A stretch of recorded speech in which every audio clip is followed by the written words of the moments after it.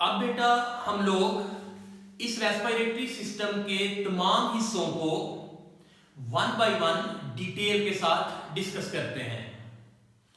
तो बेटा अगर सबसे पहले हिस्से की बात की जाए जो कि नेजल कैविटीज के बारे में था, तो मैंने आपको पहले ही बताया कि एक्सटर्नल नॉस्ट्रिल के जरिए हवा अंदर कैविटीज में दाखिल होती है। इन दोनों कैविटीज को नाम दिया जाता है नेजल कैविटीज का।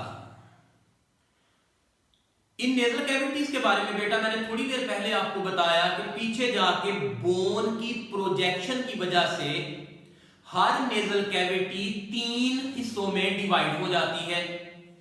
इसलिए बेटा मैंने यहां पर मेंशन किया है 3 passages ways by the projection of bones. फिर पीछे जाके वो तीनों रास्ते मिलके एक एक रास्ता बना लेते हैं। अब बेटा अगर बात की जाए कि इन नेजल कैविटी की अंदर जो लेयर है उसे क्या नाम दिया जाता है, बेटा याद रखिएगा उसे कहा जाता है म्यूकस मेम्ब्रेन, और वो एक फ्लूइड पैदा करती है जिसका नाम होता है म्यूकस। अगर इसके अलावा आप देखें तो नोज के अंदर आपको छोटे छोटे हेयर्स नजर आते हैं जिनको हम हेयर भी कहते हैं, सीलिया भी कहते हैं।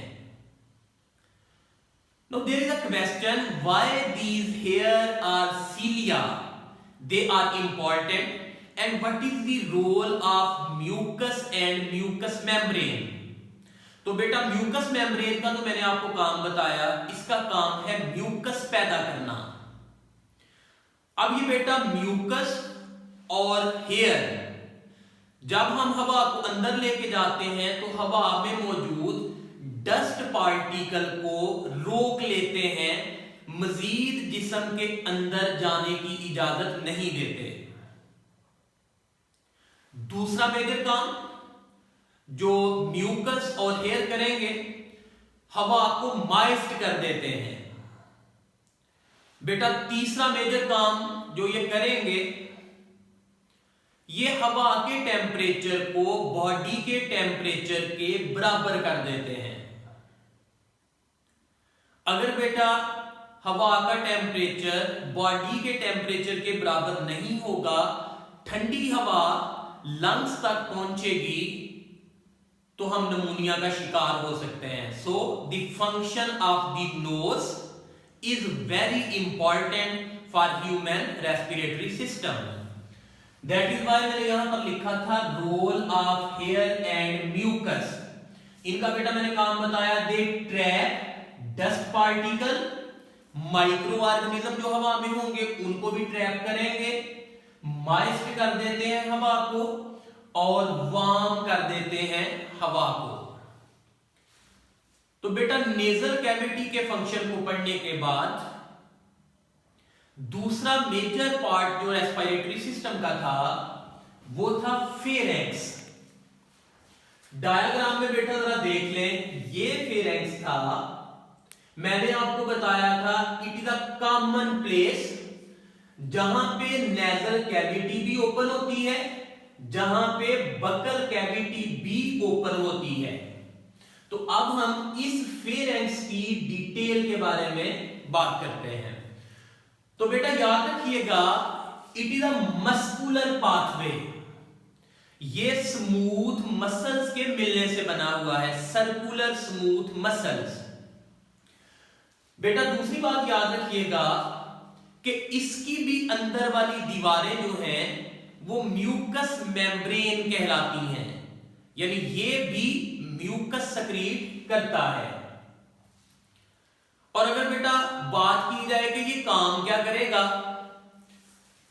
तो नेजल कैविटी से आने वाली हवा को ये ट्रांसपोर्ट कर देता है लेरेंक्स में, या फिर हम यूं भी कह सकते हैं, आपने अक्सर देखा होगा बाज़ औक़ात तो हम हवा को नॉस्ट्रिल के जरिए अंदर ले जाते हैं, लेकिन बाज़ औक़ात बकल कैविटी के जरिए भी हम हवा को अंदर ले जाते हैं। तो हम कह सकते हैं कि इस बकल कैविटी से आने वाली हवा को भी फेरेंक्स लेरेंक्स तक मुंतकिल कर देता है।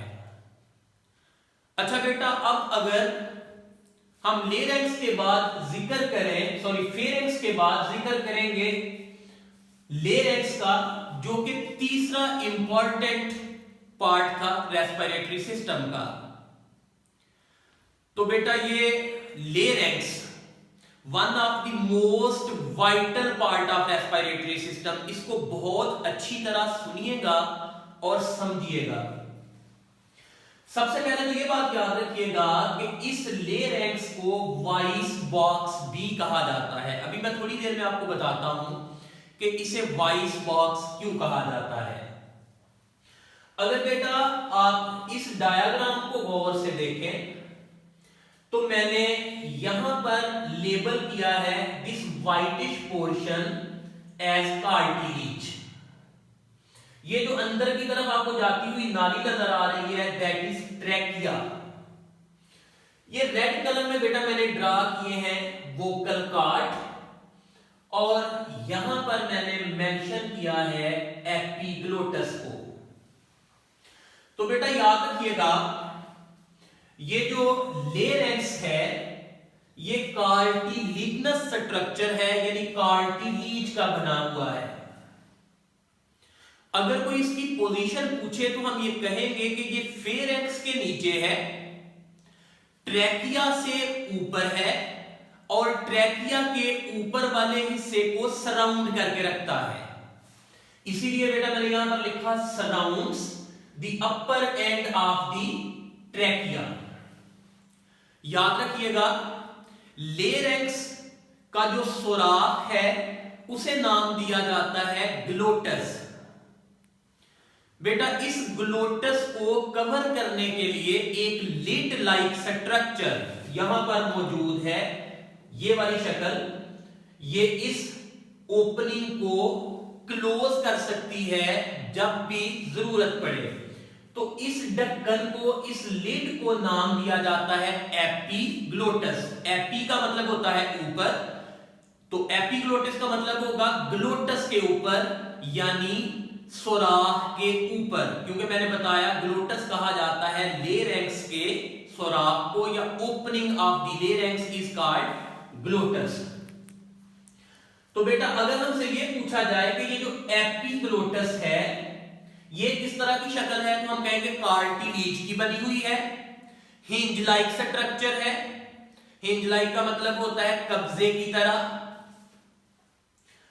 और इसकी मूवमेंट को बेटा, एपिग्लोटस की मूवमेंट को कंट्रोल करते हैं मसल्स, ताकि वो कॉन्ट्रैक्ट और रिलैक्स होकर इस ग्लोटस को बवक्ते जरूरत बंद कर सके और खोल सके। तो बेटा ये सोचने वाली बात है कि किस वक्त हमें ग्लोटस को बंद करने की जरूरत पड़ती है। याद रखिएगा जब हम खाना खाते हैं तो ये एपिग्लोटस ग्लोटस को कवर कर देता है ताकि फूड पार्टिकल, अगर हम पानी पिए तो लिक्विड वाटर हमारे रेस्पिरेटरी सिस्टम में दाखिल ना हो। सो खाने को निगलते वक्त ये एपिग्लोटस इस ग्लोटस को बंद कर देता है।